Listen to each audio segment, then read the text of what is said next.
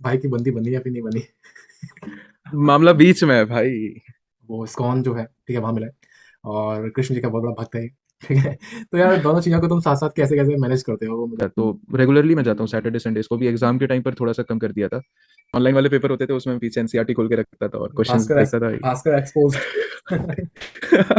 तो ये हाँ मतलब देख रहे होंगे टीचर्स, पता नहीं जो भी देख रहे होंगे। आज जाने वाला हूँ मैं। मुझे लगा कि यार अब एक ही साल बचा है तो देना तो नीट ही है। कहानी देना अलग नहीं ठीक तरीके है से जा रहा भाई। Their potential spots for making the paper hard. अगर वहां पर सवाल डाल दिया उन्होंने तो पेपर हार्ड बनेगा ही बनेगा, है। और थोड़ा सा रुका है। मेडिकल चूज करने में तो खुश है ना। हाँ खुश, अभी खुश हूँ मैं। हाँ अभी ठीक है, खुश मुझे हूँ। मुझे मुझे इसका आंसर मिल गया, ठीक है।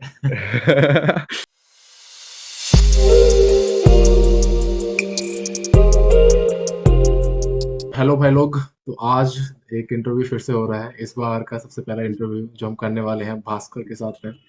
तो भाई लोग देखो, ये इंटरव्यू थोड़ा सा अलग होने वाला है। अलग क्यों है वो तुम जब इंटरव्यू देखोगे तो पता लग जाएगा। ठीक है, लेकिन इतना श्योरिटी यार कि अभी तक जितने भी इंटरव्यूज हुए हैं टॉपर्स के, ठीक है, उसमें सबसे ज्यादा अलग जो है ये वाला इंटरव्यू होने वाला है, क्योंकि टॉपर भी अलग है ये। ठीक है, इसकी इसके माइंड सेट, ठीक है, जो भी चीज आगे ये शेयर करेगा, ओके, उसको थोड़ा ध्यान से सुनना। तो मजा आएगा, ठीक है, आगे भी आएगा। और भी हम जो सीरीज है वो स्टार्ट करेंगे भास्कर के साथ में। पहले आज स्टार्ट करते हैं, ठीक है। ओके, सो भास्कर, सबसे पहले अपने बारे में एक शॉर्ट इंट्रो। सो सबसे पहले सबको हाय एंड शुरू करते हैं। ऑल द बेस्ट सबसे पहले सबको विश कर दूं मैं आपकी प्रिपरेशंस के लिए। तो मेरा नाम भास्कर मिश्रा है और मैं नीट 2021 में 702 आउट ऑफ 720 स्कोर किया था और मेरी ऑल इंडिया रैंक 107 थी। और अभी मैं एमबीबीएस कर रहा हूँ वीएमएमसी एंड सफदरजंग हॉस्पिटल से। ग्रेट। ठीक है, तो अभी ये सेकेंड ईयर हो गया, मतलब सेकेंड ईयर में आ गया ना, 2 सेमेस्टर हाँ कंप्लीट। सेकेंड ईयर में आ गया। हाँ हाँ। 2 सेमेस्टर कंप्लीट। सही है, सही है। तो अभी कैसे चल रहा है, मतलब एमबीबीएस की लाइफ कैसे चल रही है। सही है। पहला साल तो मतलब काफ़ी सारी चीज़ें, मतलब पढ़ाई भी काफ़ी ज़्यादा हुई, मस्ती भी काफ़ी ज़्यादा हुई। हम्म। तो मतलब और एमबीबीएस की स्टडीज मतलब पैटर्न ही एक अलग है पूरा। मतलब कोर्स अचानक से काफ़ी ज़्यादा बढ़ जाता है। तो उस चीज़ से हम्म। अडेप्ट करने में टाइम लगा। और एग्जाम्स हुए, क्लिनिकल एक्सपोजर्स होने लगे तो थोड़ी बहुत डॉक्टर वाली फील भी अब आने लग रही है। हाँ, तब इंटरेस्ट आना स्टार्ट हुआ ओवरऑल होगा। हाँ, अब इंटरेस्ट आना start। सही है। तो भास्कर, ये मेडिकल की जो जर्नी है, नीट की जो जर्नी है, वो कब से स्टार्ट हुई थी तुम्हारी। मैंने डेडिकेटेड तो 12 से स्टार्ट किया था बट ऐसे हम्म। 10th से लगा हुआ था मैं। तो 10th में मैं कोटा गया था कोचिंग के लिए। हम्म। और 10th 11th 12th मैंने नीट के लिए प्रिपेयर किया है। तो उसमें से मतलब 11th में तो क्या हुआ कि कुछ सब्जेक्ट्स मेरे को, जैसे फिजिक्स में काफ़ी ज़्यादा फैसिनेटिंग लगा मेरे को वो सब्जेक्ट, तो उसमें मैं काफ़ी ज़्यादा डेप्थ में पढ़ने लगा। और हम्म। थोड़ा सा नीट से मतलब ऑफ ट्रैक चला गया था। मैथ्स में भी मेरे को काफ़ी इंटरेस्ट था तो वो भी बीच बीच में कभी कभी परसू करता रहता था। डिफरेंट डिफरेंट मतलब बड़े बड़े प्रोफेसर्स के लेक्चर्स वगैरह देखता रहता था जो अवेलेबल है इंटरनेट पे। तो उन चीज़ों में मैं था बट फिर 12th से लगा कि यार अब एक ही साल बचा है तो देना तो नीट ही है। कहानी देना अलग नहीं ठीक तरीके है से जा रही भाई। तो उसकी प्रिपरेशन पे लग जाना चाहिए। तो फिर एक साल पूरा डेडिकेटेड 12th में मैंने नीट के लिए प्रिपेयर किया। है। सही है। तो जैसे मैं अगर बात करूँ, जैसे अभी बहुत सारे स्टूडेंट्स होते हैं उनके माइंड में ना यार भास्कर, एक क्वेश्चन होता है कि नीट की प्रिपरेशन जो है या फिर कोचिंग कब से स्टार्ट करनी चाहिए। 9 से करनी चाहिए, 10 से हम्म। करनी चाहिए, या 11 से करनी चाहिए, या फिर स्कूलिंग के नीट की बाद जो है कोचिंग वो प्रिपरेशन करें नीट की, वो बेटर रहेगा तुम्हारे मेरे अकॉर्डिंग। हिसाब से नीट की कोचिंग 11th से स्टार्ट करे तो सफिशिएंट है, क्योंकि अब आज के डेट में जिस हिसाब से पेपर आ रहा है, मतलब पहले ये चीज़ होता था इवन इंजीनियरिंग के एंट्रेंस में और मेडिकल के एंट्रेंस में कि पेपर का लेवल काफ़ी अच्छा रहता था। और मतलब हाँ, जो जब हम तक लोग सीबीएसई नॉर्मली, लेता था, हाँ तब तक अच्छा लेवल था। हाँ तब तक, और प्लस नॉर्मली हम लोग बोर्ड्स के लिए पढ़ते थे तो उससे बाहर जाना पड़ता था अगर पेपर क्रैक करना है अच्छे नंबर से तो। बट हम्म। आज के डेट में ऐसा नहीं रहा, क्योंकि अब प्योरली एनसीईआरटी आती है बायो में। मोस्ट ऑफ द सब्जेक्ट्स में एनसीईआरटी से बाहर नहीं जाता है नीट, एनटीए जब से पेपर कंडक्ट करना शुरू किया है। हम्म। तो इसीलिए 11th से भी अगर प्रिपेयर करते हैं तो बहुत अच्छी रैंक ला सकते हैं, बहुत अच्छी रैंक ला सकते हैं। हाँ, और बेसिकली अगर तुम स्कूलिंग भी किसी अच्छी जगह से की है, स्कूल पे भी अगर तुमने क्लासेस में फोकस किया हुआ है, तो स्कूल से भी तुम आराम से नीट निकाल सकते हो बहुत आराम मेरे से, अकॉर्डिंग। बहुत आराम से। ठीक वही है। आज के डेट में मतलब कॉमन हो गया। हमारे साथ में ही कितने सारे बैचमेट्स हैं। तो काफी सारे लोग हैं ऐसे जो जिन्होंने मतलब नॉर्मल स्कूलिंग के साथ ही निकाला है। हाँ, इस बार तो बहुत सारे स्टूडेंट्स आए हैं जो मतलब नीट के साथ ही उन्होंने स्कूलिंग की थी। ठीक है, वही वही। है। ओके, तो सब देखो यार भाई लोग, हम ना ज़्यादा डेप्थ नहीं जाएँगे कि भाई क्या कैसे करनी चाहिए, भास्कर ने क्या कैसे किया था। ठीक है, ऊपर-ऊपर से हम चीज़ें वो कर लेंगे। देखो सबको पता है भाई एनसीईआरटी पढ़नी है, लेकिन क्या कैसे भास्कर ने किया था वो हम थोड़ा-सा ऊपर-ऊपर बात कर ले रहे हैं। ठीक है? हम्म। तो सबसे पहले भास्कर, देखो 3 सब्जेक्ट तो हमें पता है, फिज़िक्स, केमिस्ट्री, बायोलॉजी है। तो फिज़िक्स के लिए तुम्हारा मेन क्या स्ट्रैटेजी रही थी वो थोड़ा-सा एक बार बता दो? क्योंकि फिज़िक्स ओके। मोस्टली स्टूडेंट्स का फ़ोबिया है और समझते हैं कि हाँ। बेवकूफ़ा है, हमसे नहीं हो पाएगी, ये सारी चीज़ें हैं। तो फिर उसको क्या कैसे तुमने उसको मैनेज किया था? तो फिजिक्स के लिए मैंने ये किया था, मेरा मतलब एक वीक पॉइंट ये था, I was bad at remembering things. तो फिजिक्स में मतलब फिजिक्स हार्ड आपके लिए तब बन जाती है जब आप फॉर्मूला रिमेम्बर करने की कोशिश करते हैं, या फिर फिजिक्स में आप रटने वाले पार्ट को बढ़ाना शुरू करते हैं, क्योंकि सब्जेक्ट कंसेप्चुअल है। अगर आप हुँ। उसको कंसेप्चुअली अप्रोच करेंगे तो physics is literally easy and very very much interesting subject, मतलब उससे डर एकदम खत्म हो जाएगा। तो मैं क्या करता था, क्योंकि मैं मतलब मैं याद करने वाली चीज़ों में थोड़ा सा कमजोर भी था, तो मैं कोशिश करता था कि मैं फिजिक्स के जितने फॉर्मूला है एक चैप्टर के, है ना, उन उन मतलब सारे फॉर्मूला याद करने की जगह, जो स्पेशलाइज्ड फॉर्मूला है उनको याद करने की जगह एक जनरलाइज्ड फॉर्मूला याद कर लूं, जिससे कि मैं डिराइव कर सकूं मल्टीपल जो भी और आगे के फॉर्मूलाज हैं उनको। तो ये चीज मेरे से मतलब मैं पेपर में भी जब क्वेश्चन सॉल्व करता था तो मैं ऐसे ही अप्रोच करता था कि यार वो जो मेरा जनरलाइज्ड फॉर्मूला है, I will derive from that the actual formula which is required for the question. और उसके बाद फिर क्वेश्चन को आगे मैं अप्रोच करता था। तो इससे होता क्या था कि फिजिक्स का पेपर अगर हार्ड बनाना होता है तो कई बार क्या करते हैं कि जो क्वेश्चन में कोई एक कंसेप्ट यूज हो रहा है, तो उससे रिलेटेड फॉर्मूला के डेरिवेशन के किसी बीच के स्टेप से उठा के वो लोग क्वेश्चन पूछेंगे। हुँ, बिल्कुल, तो बिल्कुल। वहां जाके क्वेश्चन हार्ड बन जाता है। तो अगर आप ये वाला अप्रोच यूज करते हैं तो हार्ड से हार्ड फिजिक्स का पेपर कितना ही हार्ड क्यों ना हो, it will become a piece of cake for you, you have to just enjoy it, है ना, वो चीज हो जाता है। तो फिजिक्स में मैं ये करता था, प्लस एक फिजिक्स की कंसेप्चुअल थिंकिंग डेवलप करने के लिए नीट के प्रीवियस ईयर क्वेश्चंस के साथ साथ, क्योंकि अभी कंडक्टिंग बोर्ड भी सेम है जेई की भी, तो जेई मेंस के क्वेश्चन भी मैं प्रीवियस ईयर सॉल्व करता था साथ में। हाँ, ज़्यादातर क्वेश्चंस और मैंने भी देखा था कि अगर तुम उस साल का अगर तुम जेईई का एग्ज़ाम भी दे रहे हो, तो अगर तुम उस साल का अगर नीट का एग्ज़ाम भी अगर देखोगे तो फिज़िक्स और केमिस्ट्री के क्वेश्चंस तुम्हें मोस्ट कुछ क्वेश्चंस तुम्हें रिपीट मिल जाएँगे, उसी पेपर में। मिल जाएंगे एग्जैक्टली exactly, है ना? यही होता है वो चीज़ है। क्योंकि सेम एग्ज़ाम वो कंडक्ट करा रहा है, एनटीए एग्ज़ाम कंडक्ट करा रहा है, तो फिर उसका क्वेश्चन लेवल का ज़्यादा वो डिफरेंशिएट नहीं करता उस चीज़ को। है ना? ऊपर से जो एग्जामिनर बोर्ड है उसकी मतलब क्या थिंकिंग चल रही है क्वेश्चन फ्रेमिंग में, वो उससे भी थोड़ा बहुत अडेप्ट हो जाते हैं हम लोग। हाँ, आइडिया में वो वो मिल चीज़ है, जाता है उस चीज़ को। हाँ। पूरा आइडिया मिल जाएगा, हुँ। वो चीज़। तो भास्कर, ये नीट के लिए जो फिज़िक्स की एनसीईआरटी है, इसकी इम्पोर्टेंस क्या है तुम्हारे अकॉर्डिंग? फिजिक्स की एनसीईआरटी मेरे हिसाब से पर्टिकुलर जो मॉडर्न फिजिक्स के टॉपिक्स हैं हुँ। उनमें कुछ थ्योरेटिकल पॉइंट्स दिए हुए हैं, और सेमीकंडक्टर्स हो गए, मतलब पर्टिकुलरली ट्वेल्थ की जो एनसीईआरटी है तो वो मेरे को थोड़ी सी इंपॉर्टेंट लगती है, हुँ। स्पेशली सेमीकंडक्टर्स के अंदर। हुँ, हुँ। सेमीकंडक्टर्स के अंदर थ्योरेटिकल प्रॉब्लम्स बन सकते हैं न्यूमेरिकल्स के जगह, और बहुत अच्छे लेवल के बन सकते हैं, बट अगर आप देखोगे, अगर आपने एनसीईआरटी पढ़ी हुई है तो it will be very easy for you, क्योंकि एनसीईआरटी में कुछ कुछ सेंटेंस दिए हुए हैं ऐसे। हुँ, तो हुँ। मेरे हिसाब से मतलब फैक्चुअल बेस्ड ट्वेल्थ की एनसीईआरटी थोड़ी सी इंपॉर्टेंट हो जाती है, उसका एक अपर एज है। ठीक है। तो फिर एक और चीज़ हम बात करें भाई, पीवाईक्यूज़ की इम्पोर्टेंस कितनी ज़्यादा होती है भास्कर? पीवाईक्यूज अटेम्प्ट करना मेरे हिसाब से बहुत जरूरी है, एटलीस्ट पीवाईक्यूज तो करने ही चाहिए।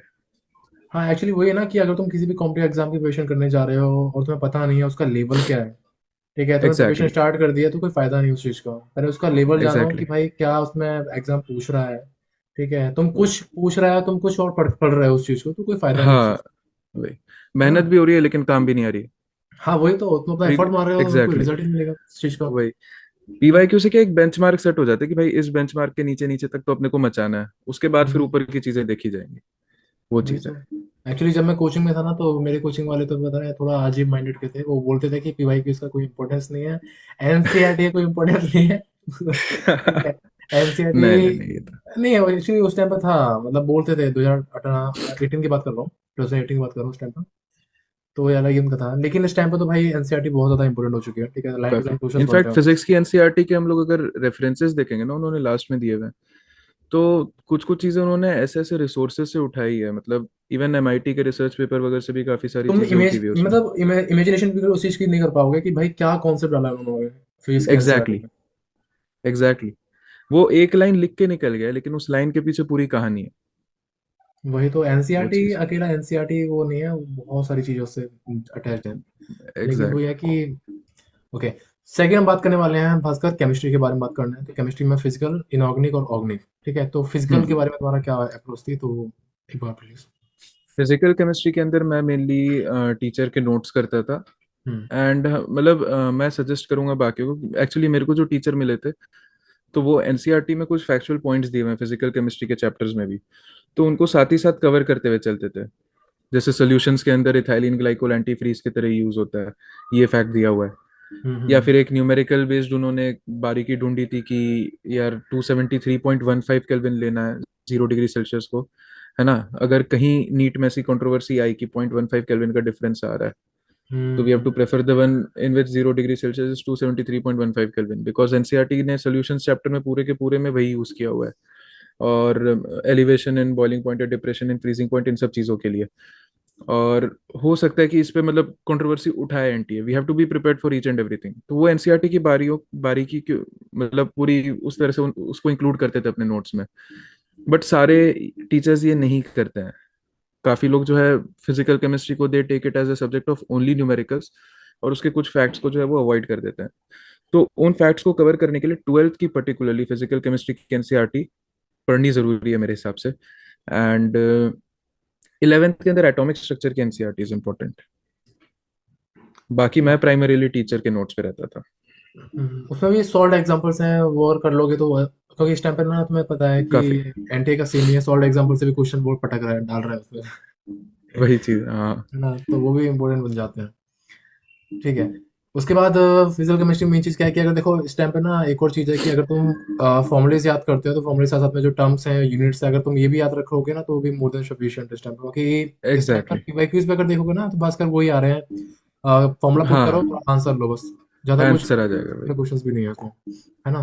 पहले सही जब बात। एम्स या फिर सीबीएसई कंडक्ट कराता था नीट का एग्जाम, तब थोड़े हम्म। मतलब अच्छे क्वेश्चंस थे, है ना? तब तो, तब हाँ। आते थे क्वेश्चंस। लेकिन अब तो वो क्वेश्चंस है ही नहीं है। ठीक है, अब हम बात करने वाले हैं सेकंड, इनऑर्गेनिक केमिस्ट्री। तो इनऑर्गेनिक केमिस्ट्री के लिए क्या है?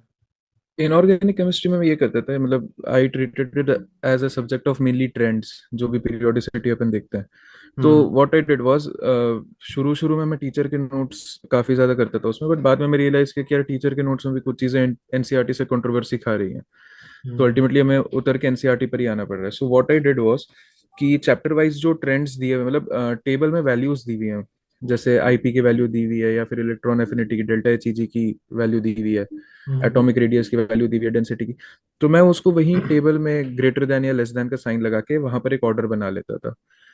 तो मेरे को लास्ट में जब ट्रेंड्स रिवाइज करने होते थे, तो बेसिकली एनसीईआरटी के टेबल्स भी मेरे साथ में रिवाइज होता हो जाते थे, क्योंकि मैंने ट्रेंड्स उन्हीं में बना रखे थे। दूसरी चीज, एनसीईआरटी में काफी चीज, अब जैसे D and F block elements की जो चैप्टर है, उसके अंदर काफी सारी ऐसी फैक्ट्स दी हुई हैं, आई थिंक आईपी से रिलेटेड, जो कि मतलब उन पे अच्छे सवाल बन सकते हैं ना। Their potential spots for making the paper hard, अगर वहां पर सवाल डाल दिया उन्होंने, तो पेपर हार्ड बनेगा ही बनेगा।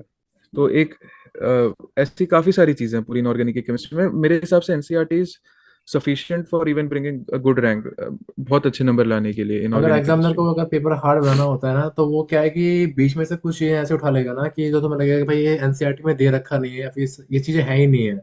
लेकिन तुम्हें मिलेंगी, एग्जैक्टली। एनसीईआरटी से मिलेंगी, सही बात। है ना? तो वही है। तो हम थर्ड चीज़ बात करने वाले हैं, ऑर्गेनिक केमिस्ट्री। ऑर्गेनिक केमिस्ट्री के लिए तुम्हारा क्या अप्रोच थी और क्या कैसे करना चाहिए ऑर्गेनिक केमिस्ट्री के लिए उसका? ऑर्गेनिक केमिस्ट्री के लिए व्हाट आई डिड वाज, जैसे कि एक तो मैं टीचर के नोट्स पे इसमें भी प्राइमरीली डिपेंड करता था। हुँ, and the second thing is, जब मैं एनसीईआरटी रीड करने जाता था ऑर्गेनिक केमिस्ट्री की, तो होता क्या था कि चैप्टर का सीक्वेंस कुछ इस प्रकार से रहता है। First the functional group is introduce to you, है ना। हुँ, और उसके बाद उसकी कुछ फिजिकल प्रॉपर्टीज दी हुई है, and then chemical properties is given. तो फिजिकल प्रॉपर्टीज आते आते, अब जब कोई भी बंदा एनसीईआरटी पढ़ने बैठता है तो पूरे जोश में रहता है कि यार पूरा का पूरा चार्ट जाएंगे एनसीईआरटी, एकदम एक एक लाइन याद कर देंगे, एक एक वर्ड याद कर देंगे, हुँ, है ना, जो कि मुश्किल है। और एटलीस्ट फर्स्ट रीडिंग में। अब इस चीज में क्या होता है, जब वो फिजिकल प्रॉपर्टीज के एंड तक पहुंचता है ना, उसके पास इतनी सारी चीजें हो जाती है याद करने के लिए। और वो भी लो यील्ड चीजें होती है, वो फैक्ट ऐसी नहीं है। हाई यील्ड पार्ट जो है ऑर्गेनिक केमिस्ट्री का, that is lying in the chemical properties.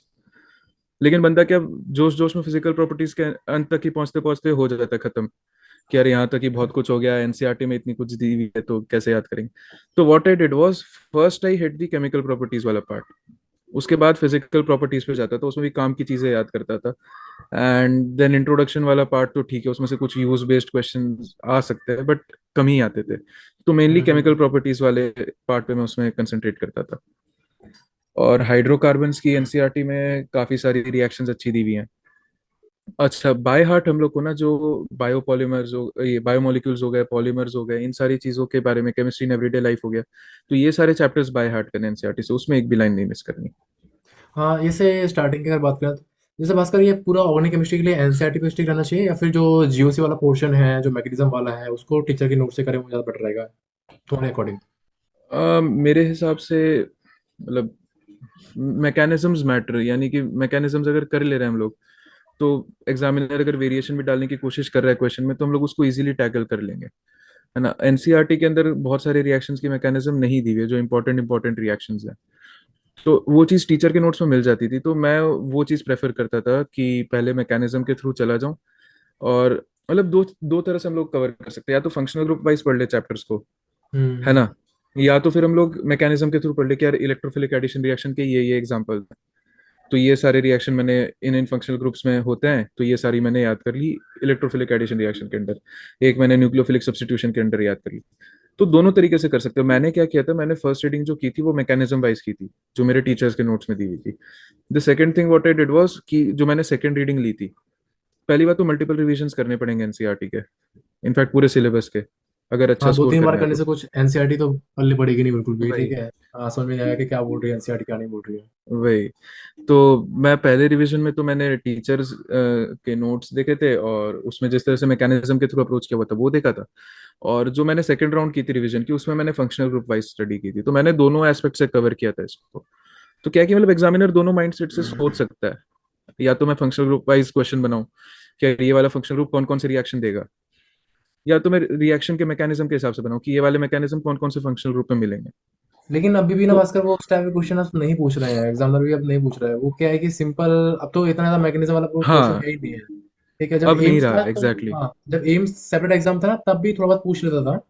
लेकिन अब तो सही क्या है बात कि है, सीधा पीवाईक्यूज ही रिपीट हो रहे हैं ऑर्गेनिक केमिस्ट्री पे भी कि एग्जैक्टली exactly. हाँ वही सारी चीज है। एनसीईआरटी और की इनफैक्ट रेस करके एनसीईआरटी की हाँ। डायरेक्ट रिएक्शंस उठ के आ रही हैं, हाँ, एग्जैक्टली डायरेक्ट रिएक्शन वो उठ के चीज आ रही है तो है ना जो वही सारी उन्होंने दे चीज। रखी। हाँ वही। ठीक है, तो मेन चीज हो गया हमारा ऑर्गेनिक केमिस्ट्री भी होगी। अब हम बात करने वाले हैं भास्कर से। अभी हम कुछ और आगे बात करेंगे, पहले बायोलॉजी ले लेते हैं, ठीक है, पढ़ाई की सौदा पहले खत्म कर हाँ, ले रहे हैं। तो बायोलॉजी के लिए तुम्हारी क्या अप्रोच थी, जो कि तुम्हारा फेवरेट सब्जेक्ट था क्या? नहीं biology was my most feared part, मतलब उससे बायोलॉजी और मेरी नहीं बनती थी उतनी ज्यादा, बट आयरोनिकली मेरी स्कोर बन बायोलॉजी में गई, 360 स्कोर ऑन बन गई। 360, स्कोर बन गई 360 ऑन 360। और वहीं फिजिक्स केमिस्ट्री में मेरी 171 रह गई दोनों में, 180 में से। मतलब जिससे बननी चाहिए थी तो उससे नहीं बनी, और जिससे नहीं नहीं बनी, बननी और चाहिए थी जैसे उससे बन गई। उससे बन गई। और फिजिक्स का ये था, मेरे को एडवांटेज उसमें मिल गया था, जेई मेंस जो मैंने अटेम्प्ट किया था, तो उसमें फिजिक्स में 100% बनी थी मेरी, ग्रेट। तो वो चीज़ हेल्प कर गई थी।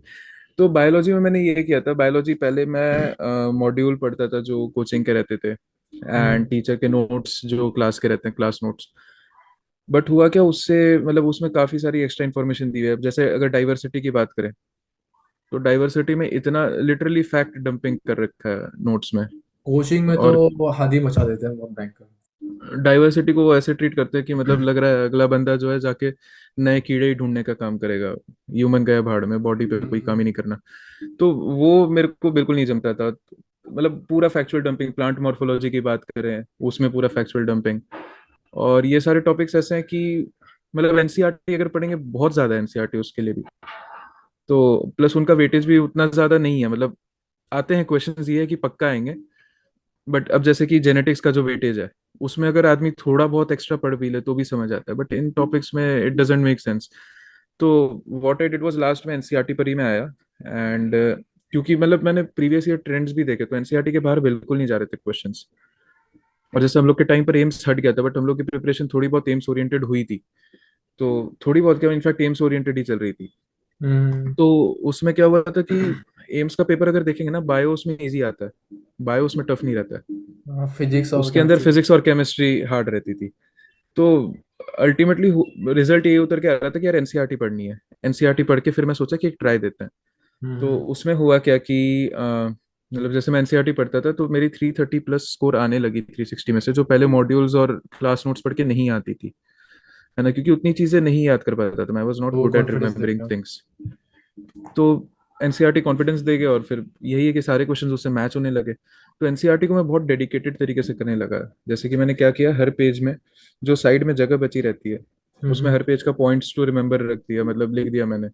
तो उससे क्या होता था, जो मेरा लास्ट मिनट रिवीजन होता था वो बहुत क्विक हो गया था, क्योंकि अब मेरे को एनसीईआरटी की पूरी ग्रामर नहीं पढ़नी बैठ के। मैंने साइड में समराइज कर रखे हैं सारे पॉइंट्स की, इस पेज पे ये पॉइंट्स इंपॉर्टेंट है। तो एट लास्ट मेरे को खाली वही देख के जाना है। और एक बार मल्टीपल रिवीजन हो गए एक टॉपिक के, तब तो फिर बहुत तेज होता था, लाइक इन मिनट्स टॉपिक खत्म होते थे। तो वो चीज़ थी। तो ये मेरे को बायो में स्कोर करने में काफी ज्यादा हेल्प हुआ इस चीज से। सही है। तो भास्कर, ये मॉक टेस्ट का क्या रूल होता है? मतलब जैसे हम लोग टेस्ट सीरीज परचेज कर लेते हैं, तो टेस्ट सीरीज हमें कब से देना, कब देना चाहिए? मतलब क्या मतलब रहता है? टेस्ट सीरीज मेरे हिसाब से मतलब रोल तो इसका इंपॉर्टेंट है काफी, क्योंकि क्वेश्चन प्रैक्टिस बढ़ा देता है वो। एक एनवायरनमेंट आप सिमुलेट कर पाते हो, एग्जाम का प्रेशर आप ले पाते हो उसमें।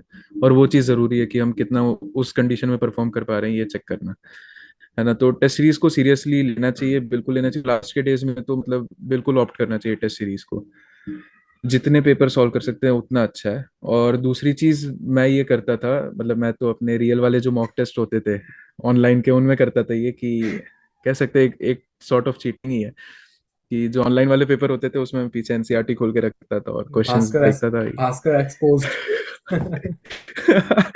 तो ये हाँ, मतलब देख रहे होंगे टीचर्स, पता नहीं जो भी देख रहे होंगे, आज जाने वाला हूँ मैं। तो हाँ, तो मैं पीछे एनसीईआरटी ओपन रखता था और उससे वेरीफाई करता था कि यार आंसर मैं सही डाल रहा हूँ ना, ऐसे करके बढ़िया बढ़िया नंबर स्कोर किए थे मैंने। तो ये चीज़ तो गलत थी, बट एक तरह से मेरे लिए ये चीज़ पॉजिटिव नोट पर एंड हुई। द रीजन बीइंग, मतलब इससे मेरे को ये पता चला कि यार जो ओपन बुक टेस्ट लिए जाते थे स्कूल में उसका क्या इंपॉर्टेंस था। एक फैक्ट आता है, मतलब कि visual memory is one of the strongest form of memory memory and it is very much helpful. अगर आप किसी चीज की विजुअल मेमोरी क्रिएट कर लेते हो, that is the greatest thing you can do, मतलब आप उस चीज में फिर एक्सेल कर सकते हो। बिल्कुल।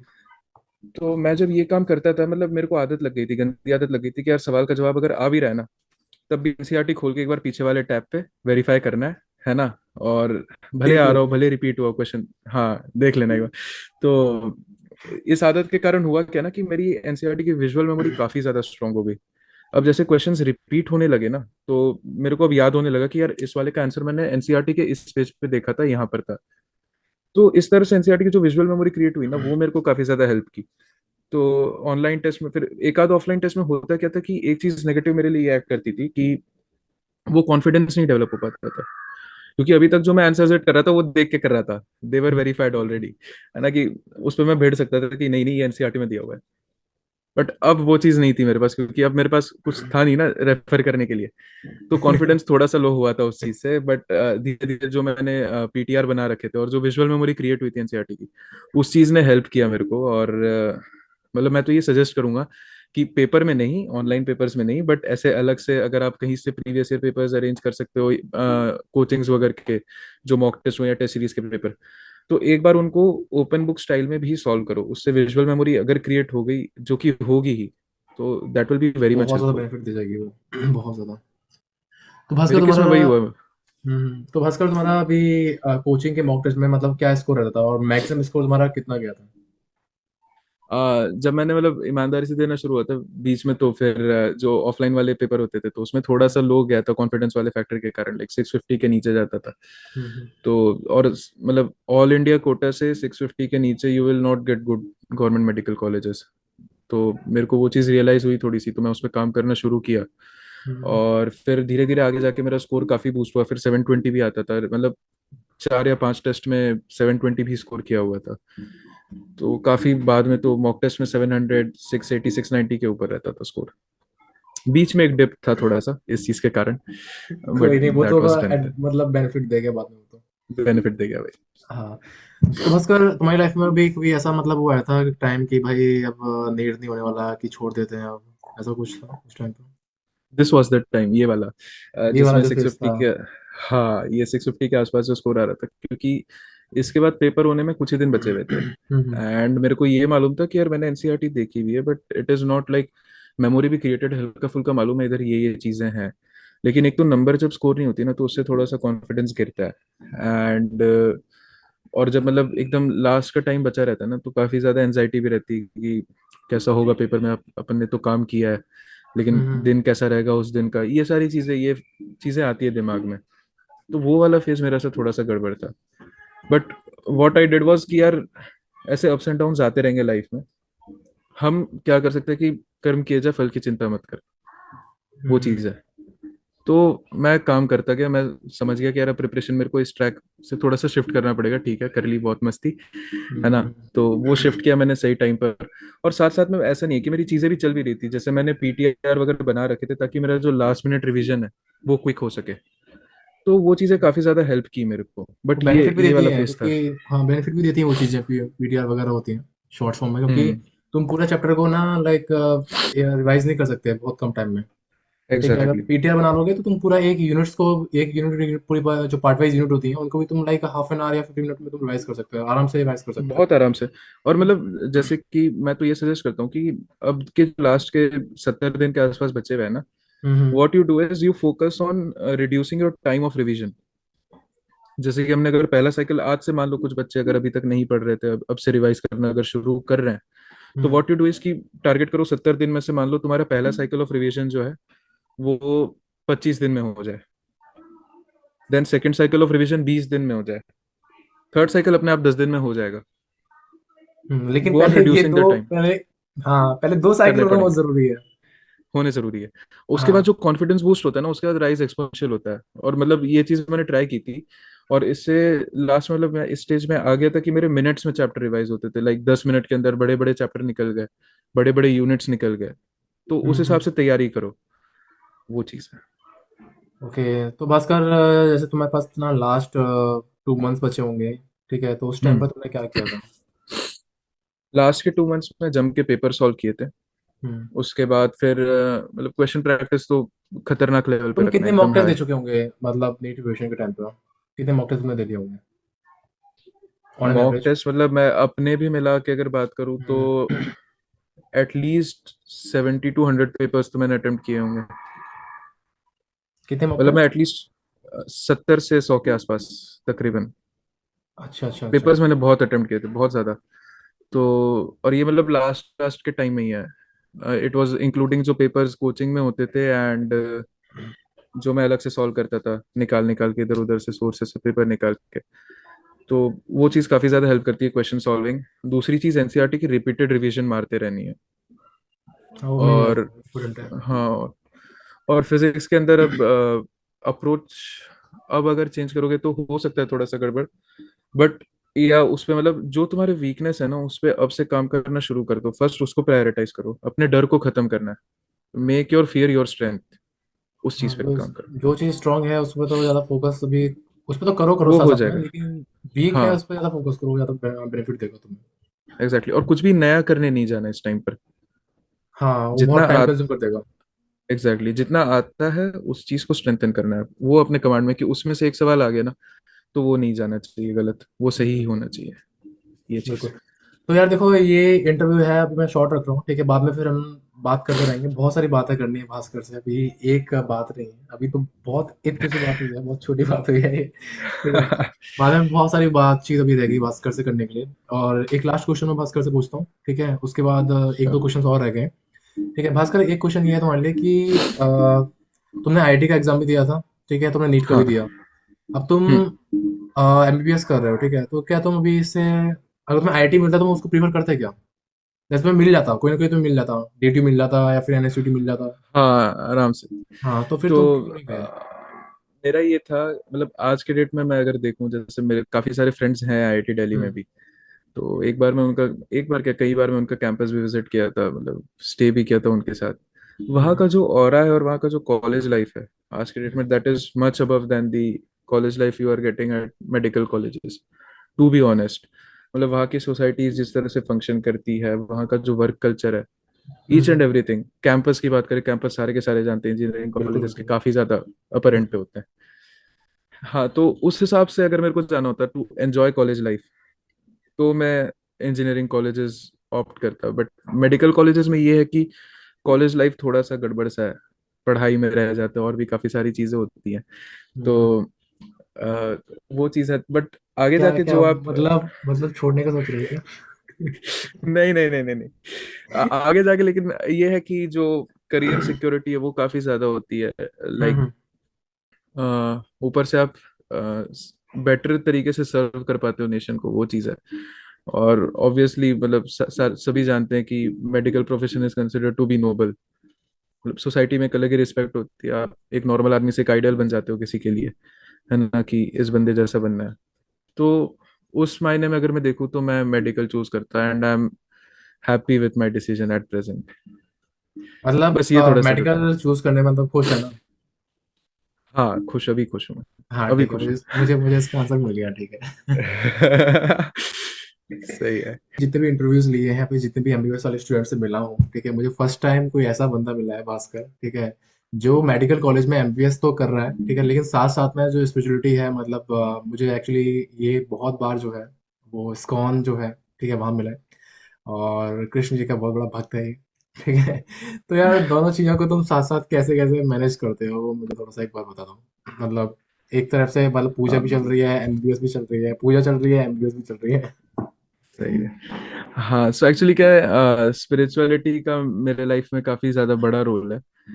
जैसे लोग आज के डेट में एमबीबीएस मैं कर रहा हूँ, तो हमारे कॉलेज में ही देखा जाए या फिर किसी भी कॉलेज में देखा जाए, इन जनरल भी देखा जाए, किसी भी स्ट्रीम के लोगों को ले ले, तो स्ट्रेस को मैनेज करने के लिए पीपल चूज रॉन्ग पाथ, मतलब एग्जैक्टली। गलत रास्ते चले जाते हैं।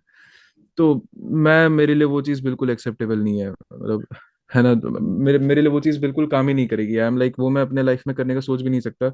जो लोग करते हैं स्ट्रेस रिलीव करने के लिए वॉट एवर दे कंज्यूम, और जो भी मतलब सब्सटेंस अब्यूज एंड ऑल, तो मेरे को जो चीज़ पावर देती है इस चीज़ के लिए, मतलब हमारे कल्चर में ये चीज़ बकायदा है, स्पिरिचुअलिटी जो है वो एक तरह से आपको स्ट्रेस मैनेज करने में हेल्प करती है।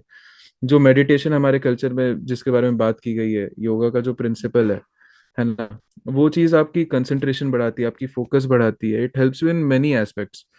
और मतलब एक स्टूडेंट के लाइफ में तो स्पिरिचुअलिटी और योगा, इन दोनों चीजों की काफी ज्यादा, मेडिटेशन स्पेशली बात की जाए तो बहुत बड़ा रोल प्ले करती हैं ये चीजें। मतलब कंसंट्रेशन इससे काफी ज्यादा इंक्रीज होता है। और ये चीजें और करके लोग बाग ये समझते हैं कि ये साधु संत बन गए, ऋषि मुनि बन गए, तो ऐसा ऐसा ना कुछ है नहीं है, ठीक है। नहीं नहीं, हाँ, अब ये जैसे कि मैं, जरूरी है, हाँ, चीजें प्रिपरेशन के टाइम में बहुत ज्यादा बिल्कुल जरूरी जरूरी, है। बिल्कुल जरूरी है स्ट्रेस मैनेज करने के लिए। It is like the biggest boon God has given, मतलब ये चीज मैं क्या बोलूं, बहुत ज्यादा हेल्पफुल थी। तो लोग इस तरह से देखते हैं कि ये स्टडी से हट के है, but for me this thing is a part of my study. It supplements my study, it supplements my performance, it supplements my concentration and each and everything which is required for someone who is going further ahead with academics and all। मतलब ऐसे भी लोगों को ये चीज follow करनी चाहिए, तो मेरे को ये चीज लगता है। प्लस मेरे पास म्यूजिक है, तो म्यूजिक मेरे लिए एज मतलब स्ट्रेस रिलीफ करने के लिए काफी ज्यादा हेल्पफुल रहता है। And I devote that to in God service. जैसे कीर्तन हम्म। करना हो गया, तो रेगुलरली मैं जाता हूँ सैटरडे संडेज को, भी एग्जाम के टाइम पर थोड़ा सा कम कर दिया था, क्योंकि एकेडमिक्स भी जरूरी है, एक बैलेंस बनाना हर चीज के बीच में काफी ज्यादा जरूरी है। बट इन रेगुलर डेज, मतलब अगर छोटे छोटे एग्जाम्स होते हैं तब भी आई डोंट माइंड, अगर एक दो दिन पहले भी एग्जाम के मैं जाता हूँ बकायदा, क्योंकि वो चीज काफी ज्यादा हेल्प करती है मेरे को। क्योंकि वो पॉजिटिविटी देती है, क्योंकि इसमें देखो प्रिपरेशन कर रहे हो पॉजिटिविटी उस टाइम देती पर क्या है कि नेगेटिविटी तुम्हारे माइंड में कहीं ना कहीं तो आएगी, है ना, ऐसा तो नहीं है कि है। तुम एग्जैक्टली ऐसे इंसान तो हो नहीं कि भाई हमेशा तुम पॉजिटिव अपने माइंड सेट से रहोगे, है ना, कभी कभार हाँ, तो नेगेटिविटी आएगी, तो उस चीज को ओवरकम करने के लिए एग्जैक्टली, ये चीज जरूरी है ना। बहुत इसका मतलब जरूरी। ये नहीं है कि तुम बिल्कुल एकदम साधवे टाइप के इंसान बन गए हो, नहीं, हाँ, कुछ बिल्कुल नहीं। कुछ नहीं है। और वैसे भी जो वैदिक नॉलेज है उसको गेन करने के लिए you need a higher level of intelligence. आप उस प्रोसीजर के दौरान ही एक तरह से अपने ब्रेन का डेवलपमेंट काफी अच्छे लेवल पे करते हैं। वही तो तो ये मेन भी चीज एक है। चीज है। हाँ हाँ, वही तो। एग्जैक्टली, ठीक है। तो भास्कर, बाद में है ना, ये तो अपना फर्स्ट पार्ट हो गया, ठीक है, सेकंड पार्ट जो है वो हम लोग बाद में जो है वो कवर कर लेंगे, ठीक है, अभी बहुत सारी ओके, बातें रह गई हैं भास्कर से करने के लिए, ठीक है, ये तो अभी छोटा सा डन है। पार्ट है। ओके। तो भास्कर, नाइस। एक चीज मुझे एक और बताओ कि अगर तुम्हें आईआईटी, जैसे तुमने आईआईटी का एग्जाम दिया था, है ना, तो तुम्हारी परसेंटाइल कितनी थी? I don't remember exactly, but it was something around 99.8 या 99.9 के तो आसपास ऑब्वियसली तुम्हें कुछ कोई था। ना कोई अच्छा आईआईटी कॉलेज मिल जाता। हाँ, like if I would have gone for CS तो मेरे को जमशेदपुर एनआईटी शायद मिल जाता। एनआईटी है क्या Jamshedpur? I am not sure, but हाँ, that is a good NIT college. Jamshedpur I guess है, एनआईटी है ना। और ये हाँ डीटीयू तो तुम्हें आराम से मिल जाता, ध्यान डीटीयू जो हाँ, Delhi. And this was when I did not have maths in 11th and 12th। 11th and 12th में मेरे पास खाली पीसीबी था, जिस कारण से कि मैं जेई एडवांस में नहीं बैठ पाया। ऐसे एलिजिबिलिटी थी मेरी, बट स्कोर के बेसिस पे अच्छे कॉलेजेस मिल जाते हैं। एनआईटीज तो इजीली मिल जाते हैं, और आईआईटीज में अगर कोई दूसरे ब्रांचेस लेना चाहता वो भी हो जाता। मान लो कि अगर तुम्हारा माइंड एक सेट गोल पर अगर सेट होता है कि भाई तुम्हें आईआईटी जाना है या फिर तुम्हें मेडिकल कॉलेज जाना है, तो तुम कहाँ प्रीफर करते हो? आ सी मतलब अगर सर्विस के हिसाब से देखें हम्म। तो I feel medicos have a greater role in the society. Everyone has an essential role, but I feel somewhere medicos have a greater role in the society, है ना? तो उस चीज को ध्यान में रखते हुए मैं, मतलब आज भी मैं कंफ्यूज हूँ सच बोलूँ तो, इस चीज को ध्यान रखते हुए मैं मेडिकल में जाता। तभी एंड मैं पूछ जो रहा हूँ। एंड जो मतलब ऑरा है कॉलेज का, है ना, जो एनवायरनमेंट है, कैंपस है, इन सब मामले में engineering colleges are having a much higher hand on the medical colleges, मतलब तो वो चीज़ है, तो वो चीज़ मेरे को इंजीनियरिंग कॉलेजेस की तरफ जाने के लिए प्रमोट करती। एंड जो मेरा इंटरेस्ट है मैथ्स और फिजिक्स का, तो वो भी काफ़ी ज़्यादा उसमें हेल्प करता है। बट आई फील कि taking medical was a good decision for me in my life. चलो ठीक है, मुझे भी इसका आंसर आज मिल गया। ओके, ठीक है फिर नेक्स्ट वीडियो में बात करेंगे जो भी हम जो भी डिस्कशन रह गया, बहुत सारे डिस्कशन रह गए अभी, है ना। ठीक है, श्योर तो जो भी आपके भाई लोग जो भी आपके क्वेश्चंस वगैरह हैं, ठीक है, भास्कर को लेके वो भी कमेंट कर देना नीचे, ठीक है, उसका भास्कर जो है रिप्लाई कर देगा। ठीक है, मतलब मैं श्योर भास्कर से पूछ के श्योर। रिप्लाई कर दूंगा। चलो फिर मिलते हैं नेक्स्ट वीडियो में, तक के लिए बाय, टेक केयर। और कोई लास्ट सजेशन भास्कर कोई देना चाहे? लास्ट सजेशन की लास्ट सजेशन में ये देना चाहूंगा कि अब अभी भी मौका है, जिन लोगों ने अभी तक शुरुआत नहीं की है, बाय चांस जो लोग अभी भी सीरियस नहीं हुए, 70 days are much more than enough to crack NEET and to get a good government medical college. तो अभी भी अगर शुरुआत करेंगे तो कर सकते हैं, मुश्किल नहीं है। तो ये मेरा लास्ट मैसेज है, and stick to NCERT. Stick to बस एनसीईआरटी इन सब बस थिंग्स। लगे रहो है। लगे रहो, सही है। सही है। भास्कर एक लास्ट क्वेश्चन। हाँ हाँ श्योर। मेडिकल मेडिकल कॉलेज में मतलब क्या भाई की बंदी बनी या फिर नहीं बनी? मामला बीच में है भाई, मामला बीच में है। मामला बीच में अटका पड़ा है।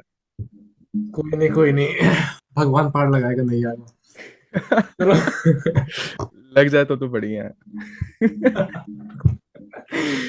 सही ओके है। फिर, ठीक है, इस सेशन को यहीं पे एंड करते हैं। ओके, फिर नेक्स्ट सेशन हम लोग ओके। जल्दी बात करेंगे, अगले वीक में हम लोग जल्दी इसको रिकॉर्ड कर लेंगे। ठीक है, तब तक के लिए bye, take care, all the very best, and Hare Krishna to everyone, and this is Hare Krishna.